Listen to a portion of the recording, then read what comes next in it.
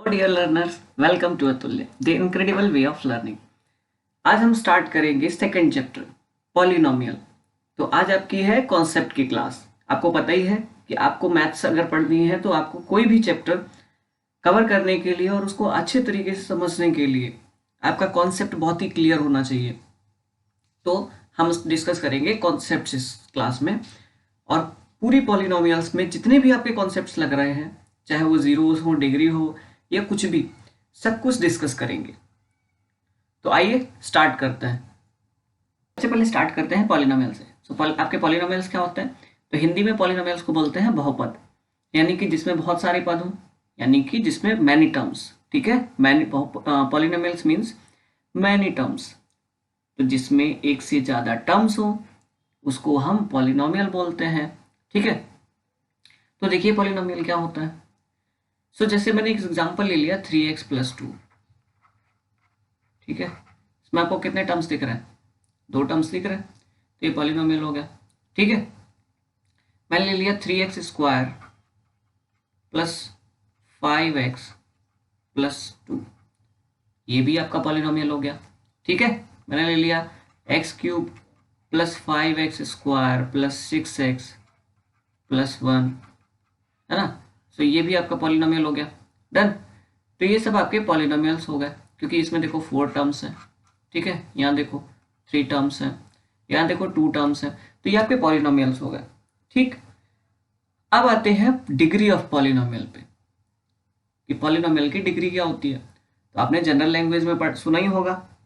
जैसे अभी आप 10th में हैं, देन 12th करेंगे, देन आप क्या करेंगे? डिग्री, है ना। बोलते हैं ना कि मैंने बीएससी की या बीए किया, एमए किया या बीटेक किया। ठीक है, तो ये क्या होती है? डिग्रीज।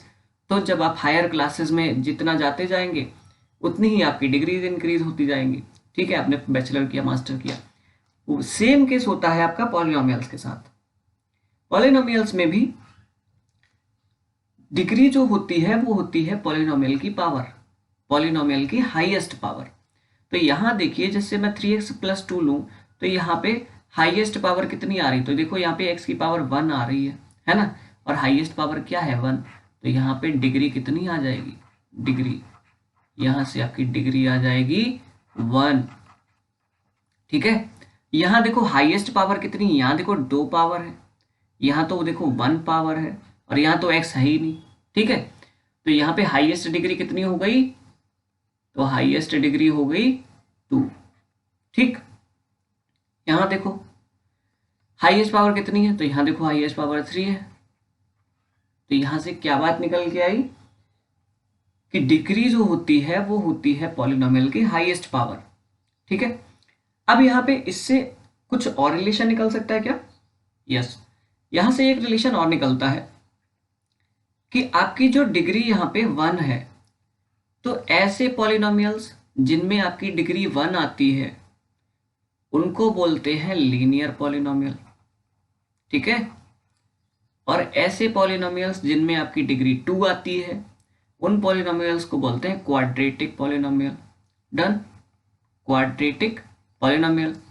और जिनमें डिग्री 3 आती है उनको बोलते हैं क्यूबिक पॉलिनोमियल। ठीक है, ऐसे करके चलता चला जाता है। तो ये आपके 3 आपके सिलेबस में है। ठीक है, तीनों से रिलेटेड क्वेश्चंस आपके में दिए गए हैं, लीनियर से भी हैं, कुछ क्वाड्रेटिक से एंड कुछ क्यूबिक से भी हैं। तो ये आपका पॉलिनोमियल हो गया। ठीक है, उसके बाद देखिए आगे चलने से पहले एक चीज जरा देखिए कि आपके सिलेबस से कुछ पोर्शन हटाया गया है, और वो पोर्शन है आपके जो डिवाइड वाले क्वेश्चन थे, डिवीजन एल्गोरिथम पे बेस्ड। तो वो क्वेश्चंस हटे, यानी कि आपकी एक्सरसाइज जो 2.3 है वो रिमूव कर दी गई है। ठीक है, तो आइए आगे चलते हैं। तो हम उसको नहीं पढ़ेंगे, उसके अलावा सारे कॉन्सेप्ट्स हम लोग क्लियर करेंगे। तो हमने लीनियर, क्वाड्रेटिक, क्यूबिक ये सब पढ़ लिया। अब देखते हैं एक और इम्पॉर्टेंट चीज, और वो है जीरोज ऑफ द पॉलिनोमियल। क्या? जीरोज। ठीक है, जीरोज। तो पॉलिनोमियल का जीरोज क्या होता है? तो देखिए, मैंने पॉलिनोमियल लिया 3x+2, 3x+2।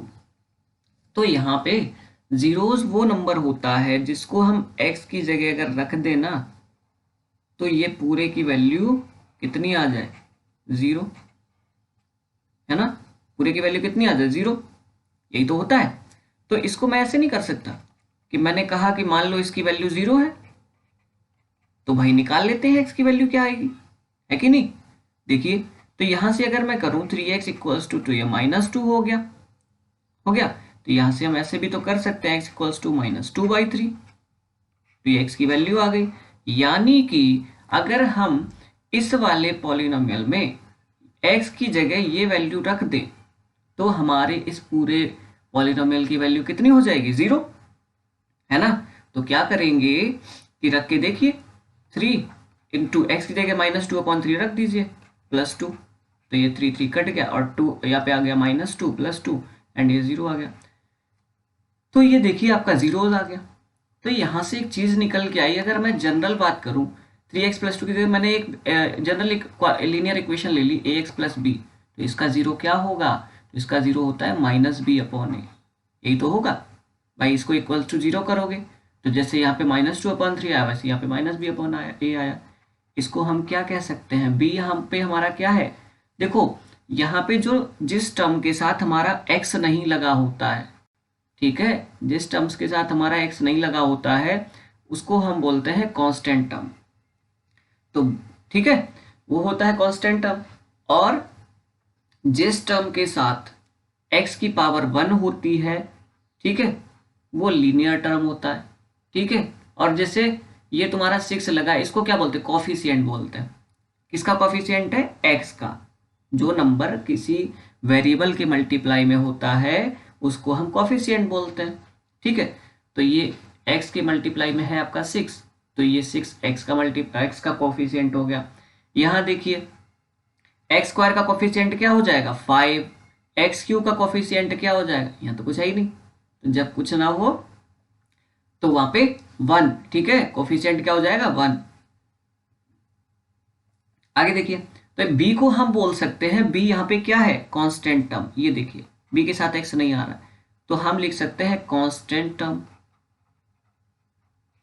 Minus of constant, ठीक है, ये माइनस भी लिखा है तो minus of constant upon a क्या है हमारा, कॉफिशिएंट ऑफ x, तो लिख दीजिए कॉफिशिएंट ऑफ x, ठीक है। तो ये समझ में आया। अब जरा यही जीरोस की बात करते हैं हम लोग, किसके केस में, क्वाड्रेटिक के केस में। तो अगर क्वाड्रेटिक के केस में बात करेंगे तो क्वाड्रेटिक इक्वेशन मैंने एक ले ली, सपोज कीजिए 2x² - 8x + 6, ये मैंने ले ली क्वाड्रेटिक इक्वेशन। मैंने क्या किया, मैंने यहाँ पे मैंने देखा कि अगर मैं इसमें x की जगह पे 1 पुट कर दूं तो ये 0 हो जाता है कि नहीं। मैंने अभी जस्ट देख रहा, बाद में इसको सॉल्व करना भी बताएंगे, ठीक है, इसको सॉल्व करना सीखेंगे। तो यहाँ देखिए मैंने क्या किया, x की जगह 1 रखा, तो यहाँ देखिए ये हो जाएगा 2 × 1 का स्क्वायर -8 × 1 + 6, तो यहाँ देखिए 2 × 1 -8 1 = 8 हो जाएगा, +6, तो यहाँ देखिए 2 - 8 + 6, तो ये 6 + 2 8 हो गया, 8 - 8 0 हो गया, है कि नहीं।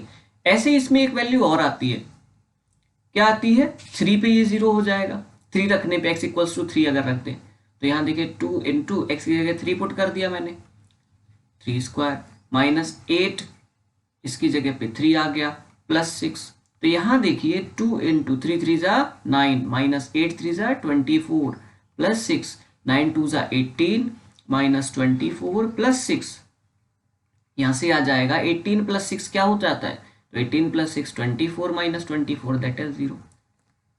अच्छा, ये किसी तीसरे नंबर पे 0 नहीं होगा।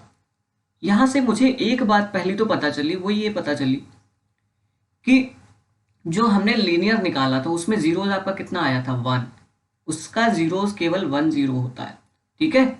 एक ही नंबर पे वो पॉलिनोमियल 0 होगा, लीनियर पॉलिनोमियल। और जो क्वाड्रेटिक होता है उसके 2 जीरोस निकल के आते हैं, ठीक।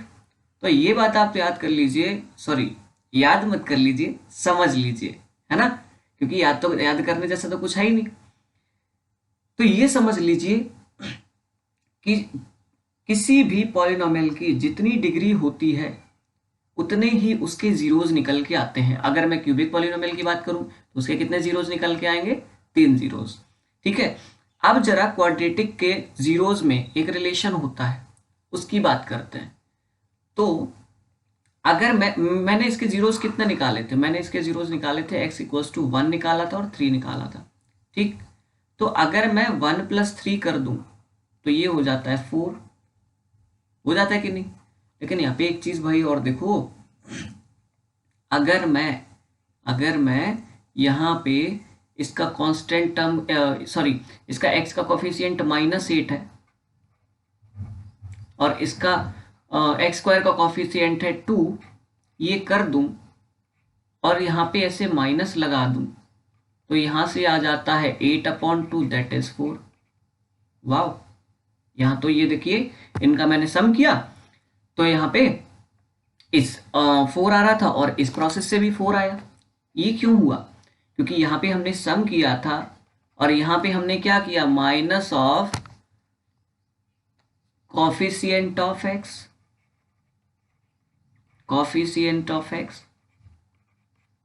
Upon coefficient of x²। Done. So यहाँ पे coefficient of x upon coefficient of x² करेंगे और आगे माइनस लगा देंगे, तब भी हमारा वही नंबर आएगा जो हम उन दोनों रूट्स के सम से निकालेंगे, उन दोनों जीरोस के सम से निकालेंगे। ठीक है, तो इनको अगर जोड़ के ऐसे करते हैं, तो अगर मैं एक जनरल इक्वेशन ले लूं, यहाँ पे नंबर्स लिए थे, मैंने एक इक्वेशन ले ली ax² + bx + c। अब क्या हो जाएगा पता है, तो यहाँ पे देखिए x के आगे क्या लगा है, b है ना, सो यहाँ पे b आ जाएगा। आपका माइनस लगा सो माइनस लगा लिया और कोफिशिएंट ऑफ x² यहाँ से कितना है, a।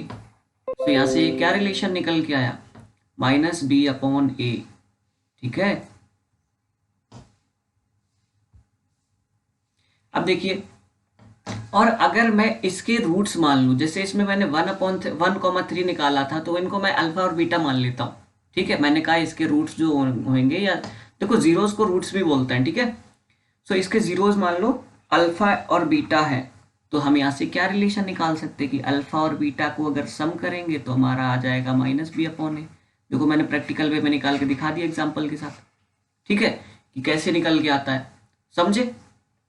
अब जरा दूसरा रिलेशन देखते हैं, ये तो हमने प्लस वाला कर लिया। दूसरा रिलेशन होता है मल्टीप्लाई का। मल्टीप्लाई, अगर मैं अल्फा और बीटा को मल्टीप्लाई कर दूं तो क्या आएगा, तो यहाँ पे हमने तो जो दो जीरोस लिए थे वो क्या लिए थे, 1,3। इनको अगर मल्टीप्लाई करेंगे तो हमारा कितना आ जाएगा, 1 × 3 दैट इज 3 आ जाएगा। तो देखो 3 और कहाँ से आ रहा है, तो 3 आ सकता है तुम्हारा, अगर मैं यहाँ पे देखो 6 है तो 6 को डिवाइड कर दूं 2 से, तब भी आ रहा है ना। तो 6 को 2 से डिवाइड करने से भी 3 आ रहा है। तो यहाँ से एक चीज और निकल के आती है कि ये जो 6 था वो आपका क्या था, कांस्टेंट टर्म। ठीक है, सो आपने कांस्टेंट टर्म को डिवाइड किया किससे, कोफिशिएंट ऑफ x² से, कोफिशिएंट ऑफ x² से, समझे। x² के कोफिशिएंट से जब आपने डिवाइड किया तो आपको उनके मल्टीपल के बराबर नंबर मिल जाता है। तो यहाँ से एक और चीज निकल के आई, वो ये निकल के आई कि अगर मैं अल्फा इंटू बीटा कर दूं, ठीक है, यानी कि दोनों नंबर्स का मल्टीप्लाई कर दूं, तो मेरे पास आता है कांस्टेंट टर्म, जो कि यहाँ पे क्या है, c। जैसे यहाँ पे 6 था वहां पे c है। यहाँ देखिए constant of coefficient of x² कितना है, a। ये कर लिया तो आपके पास दो बेहतरीन से रिलेशन निकल के आए। नेक्स्ट पेज पे लिखता हूँ साफ साफ, क्योंकि इसमें देखो बहुत ज्यादा गंदा हो गया। ठीक है, तो नेक्स्ट पेज पे लिखता हूं, देखिए कि अगर आपका पॉलिनोमियल है, क्वाड्रेटिक पॉलिनोमियल है ax² + bx + c, तो आपका जो और इसके दो जो जीरोस हैं वो अल्फा और बीटा है, तो उनके बीच में जो रिलेशन होगा वो ये होगा कि अल्फा प्लस बीटा जो होगा वो माइनस का b/a होता है। ठीक, और जो अल्फा इंटू बीटा होता है वो C/A होता है। डन, दो चीज़ें हमारे पास निकल के आ गई। तो ये बहुत ही इंपॉर्टेंट चीज़ें हैं, क्योंकि आगे इन पे रिलेशंस हमको बहुत सारे बनाने पड़ेंगे।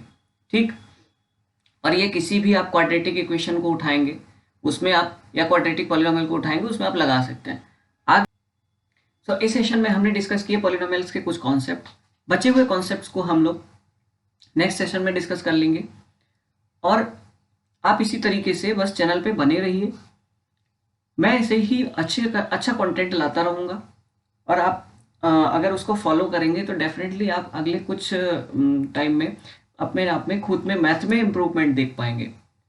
सो जस्ट अगर सेशन आपको पसंद आ रहा है तो लाइक कीजिए, इसको शेयर कीजिए ज़्यादा से ज़्यादा लोगों तक, एंड सब्सक्राइब भी कीजिए, जिससे कि मैं जितने भी सेशन लूँ उनकी नोटिफिकेशन आप तक पहुँच सके।